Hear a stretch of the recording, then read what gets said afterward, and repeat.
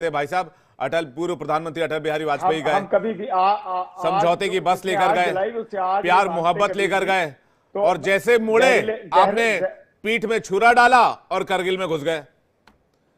तो इतिहास मत उठाइए, इतिहास उठाइएगा तो कई ऐसे काले पन्ने मिलेंगे जिस काले पन्ने से आपके ही हाथ और मुंह काले होंगे।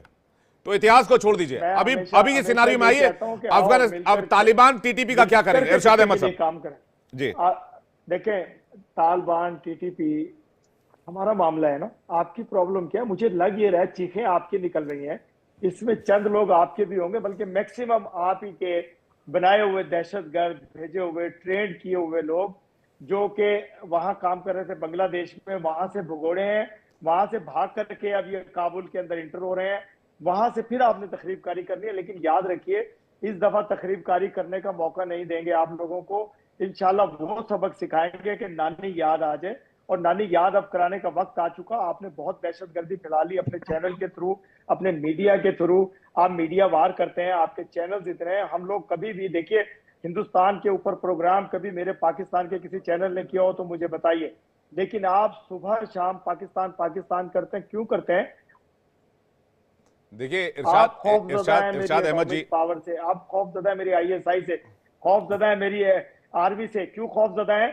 आपको मालूम है कि अजीम तरीन फोर्सेज है मेरे पाकिस्तान की, मुकाबला नहीं कर सकेंगे। आप तो मुकाबला कश्मीरियों का नहीं कर सके। कश्मीर से, मकबूजा कश्मीर से आपके फौजी खुदकुशियां करते थे, भागते थे, इस्तीफे देते थे। आप मानेंगे नहीं। मुझे मालूम है कि बोरा साहब झूठ बोल देंगे कि नहीं ऐसा नहीं है, मुझे मालूम है कर्नल साहब भी नहीं मानेंगे, जनरल साहब भी सर, हम लोग झूठ नहीं बोलते हैं, वो आपका पेशा है, वो आपका धंधा है, वो आपका धर्म है। ये इल्जाम मत लगाइए on an ambassador of India. मैं ये नहीं कहता चीजें आपको। Please sir, behave yourself. नहीं, मैं ये कह रहा हूँ, दायरे में रहिएगा सर, दायरे में रहिए। इरशाद अहमद जी, मैंने आपको पहले कहा था चुटकुले बहन है। मैंने कोई बदतमीजी नहीं की। नहीं, कोई बदतमीजी, यहाँ बदतमीजी अलाउ ही नहीं है। पाकिस्तान थोड़ी है, आपके साथ यहाँ बदतमीजी अलाउ ही नहीं है इरशाद अहमद जी। यहाँ ये पाकिस्तान थोड़ी है कि आर्मी चीफ जाके शहबाज शरीफ को नीचे दरी पे बिठा दे और कहे कि नीचे बैठो, मैं तुम्हारा हाकिम हूँ। सर, ये पाकिस्तान नहीं है, हिंदुस्तान एक जमहूरियत है, कोई किसी की बेइज्जती नहीं करता। पहली बात, आपने माइनॉरिटी की बात की सर, आपने माइनॉरिटी की बात की। आप अपने यहाँ माइनॉरिटी के जरा हाल बता दीजिएगा, आपके यहाँ माइनॉरिटी का क्या हुआ? कितने प्रतिशत हिंदू सिख और ईसाई आपके यहाँ बचे हैं? अब मैं फिर कह रहा हूं, मैं पीछे के पन्ने उठाऊंगा तो इतनी कालिक निकलेगी कि आपका हाथ और मुंह दोनों काला हो जाएगा। तो फिर आप मुझसे अगर आप फैक्ट पे आएंगे तो फिर आपको इशू होगा। मैं पाकिस्तान की चिंता नहीं कर रहा सर, इंडियन मीडिया पाकिस्तान की चिंता नहीं कर रहा सर। चिंता हम इस बात की कर रहे हैं कि अगर न्यूक्स टेररिस्टों के हाथ लग गए, तालिबानियों के हाथ लग गए, तो फिर आपका क्या होगा? फिर इस एशिया पैसिफिक का क्या होगा? एशिया महादेश का क्या होगा?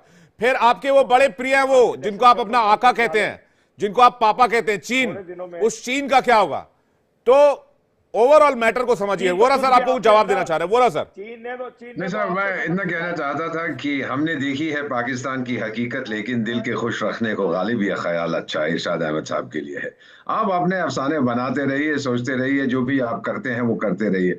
सच्चाई ये है इस वक्त सर कि जो ट्रिपल लॉक में फंस गया है Pakistan, economy finished, diplomatic reputation finished, और पॉलिटिकल स्टेबिलिटी देश के अंदर फिनिश्ड।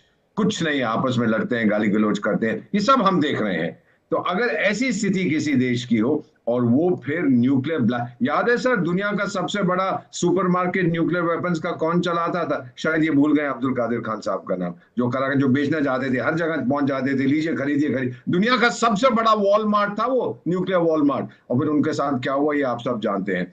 तो मेरा कहने का मतलब यह है सर कि हम लोग डिप्लोमेसी, मुझे 51 साल हो गए इन काउंटिंग, इन कूटनीति, हम लोग देखते हैं। बातें एक चीज होती है, लेकिन हम ट्रैक रिकॉर्ड देखते हैं। ट्रैक रिकॉर्ड को अगर देखा जाए, 193 कंट्रीज हैं यूनाइटेड नेशंस के मेंबर्स, शायद उन्हें 193 में से पाकिस्तान की पोजीशन 190 या 191 पे होगी जहां पे उसके पासपोर्ट की है।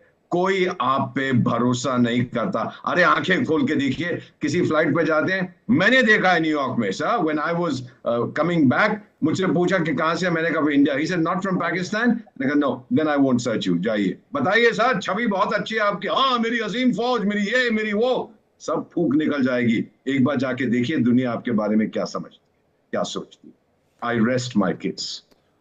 कर्नल दिनेश नैन कुछ कहना चाहते थे। दिनेश नैन सर, उसके बाद जाऊंगा मैं श्रीवास्तव सर और वीके दत्ता सर के पास। एक सेकंड इरशाद अहमद जी, एक सेकंड इरशाद अहमद जी, मैं आ रहा हूं, इसके बाद में आ रहा हूं। कर्नल दिनेश नैन कुछ कहना चाहते। दिनेश नैन सर। देखिए विवेक, ये जो इरशाद जी है ना, आज अकेले हैं, तो मन नहीं कर रहा है इनसे झगड़ने का, क्योंकि अकेले फिर बोलेंगे कि मैं कार्ड खेलेंगे, मैं अकेला था पाकिस्तान से। मैं अकेला ही, लेकिन हकीकत पाकिस्तान का एक ही शेर इरशाद खान है, आपको काफी है। आपके देश के लोग बेफिक्र सऊदी रहिए। अरेबिया में भीख मांगते हुए मिलते हैं, जेलों में सऊदी अरेबिया की, जाओ आप मेरे साथ चलो, सबसे ज्यादा जेलों में भीख मांगते हुए पकड़े गए हैं, उनको भर भर के जो है वापस भेज रहे हैं। इससे बाहर आ जाइए, बेशर्म है, वापस इस आते कटोरे हुए और भीख से बाहर आइए। कर्नल साहब, कटोरे और भीख से बाहर आइए, कोई इंसानियत की बात कीजिए, कोई अच्छी बात कीजिए, कोई अपनी दगाबाजी की बात कीजिए, अपनी वायलेंस की बात कीजिए, अपनी दहशतगर्दी की बात कीजिए, अपने दहशतगर्दों की बात कीजिए, कोई अच्छी बात कीजिए। इरशाद अहमद, एमकाना बातें मत करो, एमकाना बातें मत करो, अहमद नाम है आपका, सुनिए मेरी बात। आप निकलिए ना इससे, आपकी आर्मी से पूछो, भीख से निकलिए, कटोरे से निकलिए। 10 दिन का आपके पास में गोला बारूद नहीं, और आप चले हो बांग्लादेश को गोलियां देने अपने ऑर्डिनेंस की, बांग्लादेश को तोप के गोले, दिखाओ पिस्तौल, बांग्लादेश को अभी असला दिखाओ, मेरे पास इधर ऑफिस में भी असला पड़ा हुआ है, आपके पास खाने को मैं अकेले के पास भी असला नहीं है, आप बांग्लादेश को खाना दोगे? भारत ने दिया ना चावल उनको फिर खाने को, भारत ने चावल दिया खाने को 25,000 मैट्रिक टन, अभी पहुंचाया जहाज से, भीख मांगी उसने। अरे पैसे ले दिए आपने वहां बिजनेस किया है, वहां अरबों डॉलर कमाए हैं, पैसे भी दोगे, बंगालियों को लूटा है आप लोगों ने, बंगालियों को कंगाल किया आप लोगों ने। आपकी नानी भागकर किधर गई? हसीना शेख कहाँ गई भागकर? कर्नल साहब बताइए, आपकी नानी कहाँ है? देखिए डिबेट थोड़ा सा डिविएट हो रहा है। इरशाद अहमद जी और कर्नल साहब, डिबेट थोड़ी दूसरे डायरेक्शन में जा रही है। बात बांग्लादेश की नहीं हो रही है, बात हो रही है उस टीटीपी, बीएलए और तालिबान की, जो आपकी छाती पे चढ़कर बैठा हुआ है। मैटर ऑफ द फैक्ट समझिए आप क्या है इरशाद अहमद जी, बात बांग्लादेश की नहीं हो रही है। बांग्लादेश और भारत समझ लेगा बांग्लादेश भारत को क्या करना है, वो हमारे बायलैटरल रिलेशन है। बात ये हो रही है कि भाई आपकी छाती पे 3 तरफा लोग बैठे हुए हैं, एक बैठा बीएलए बलोच लिबरेशन आर्मी, एक बैठा TTP Tehrik Taliban Pakistan. Baloch liberation army को बलूचिस्तान चाहिए, टीटीपी को पूरा पाकिस्तान चाहिए, जिसमें वो शरिया लॉ लागू करना चाहते हैं, एक इस्लामिक स्टेट कायम करना चाहते हैं। और तालिबान को चाहिए उसका इलाका, क्योंकि वो डूरंड लाइन को मानता नहीं है, वो भी एक हिस्से से चाहिए उसको। तो ये जो तेहरा ये ट्राइंगल आपके खिलाफ बना हुआ है ना, उस पर बात हो रही है। कल दिनेश ने जल्दी से 10 सेकंड, उसके बाद दत्ता सर, मैं सिवाज सर के पास जा रहा हूं। बस एक पॉइंट देना चाहता हूं, देखो अरशद भाई, ला इलाहा इल्लल्लाह मोहम्मद रसूलुल्लाह, ये है पाकिस्तान। फिर अगर आपको टीटीपी मुस्लिम लॉ लागू करना चाहता है तो तकलीफ किस बात की है यार? तकलीफ में क्यों हो? बुर्का पहनो, घर में बैठो, यहां जाते हो बड़ी बड़ी बातें करने। ठीक है, सिवाज सर कुछ कहना चाह रहे हैं भाई। आपको अगर टीटीपी को डिमांड कर, आप मिलकर बात कर लीजिए, कम से कम आपकी यूरेनियम तो नहीं लूटेगा, आपके न्यूक इंजीनियर्स को तो नहीं उठाएगा। सिवाज सर, क्या यूएस इंटरवीन कर सकता है इस मामले में? क्योंकि ये जो अपहरण वाला कांड हुआ, ये बहुत सीरियस हो जाएगा। मेरी बात मानिए, इरशाद अहमद भाई तो नहीं मान रहे हैं, लेकिन ये बहुत सीरियस न्यूज है सर। सिवाज सर पड़ेगा कि तहरीक-ए-तालिबान पाकिस्तान ने अब डिक्लेयर किया है कि वो उन्हीं लोगों के पीछे जाएंगे जो कि सिक्योरिटी से लिंक्ड हैं, चाहे तो मिलिट्री है। उन्होंने पॉलिटिकल पार्टीज के पीछे भी जाने को मना कर दिया। इसका मतलब पाकिस्तान एटॉमिक एनर्जी कमीशन के जो हैं उनके पीछे गए। अगर ये नॉर्मल वर्कर हैं, मान के चलो, तो इनसे तो उनका कोई बैर था नहीं, उनको तो छोड़ देते वो। तो कहीं ना कहीं इनका लिंक है न्यूक्लियर और यूरेनियम के साथ, और यूरेनियम की खान में कर रहे थे।